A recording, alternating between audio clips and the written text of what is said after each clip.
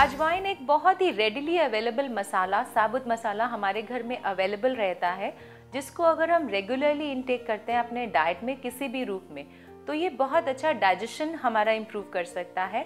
हमारी बॉडी में जो गैस बनती है, जिसको बोलते हैं कि पेट में अफारा हो रहा है, उसमें भी ये काफ़ी इम्प्रूवमेंट लाता है। इसका इंटेक अगर आप रेगुलरली अदरवाइज ना कर सकें तो इसमें अजवाइन में थोड़ा सा नींबू का रस और काला नमक मिक्स करके उसका एक पाउडर फॉर्म में बनाकर रख लीजिए, और खाना खाने के बाद आधा चम्मच आप अगर उसको रेगुलरली पानी के साथ लेते रहेंगे तो आपको इंडाइजेशन की प्रॉब्लम कभी नहीं होगी। It's good for asthma also. In fact ये बोन्स को भी बहुत स्ट्रॉन्ग करता है और आपकी भूख से रिलेटेड किसी भी प्रॉब्लम का क्योर कर सकता है।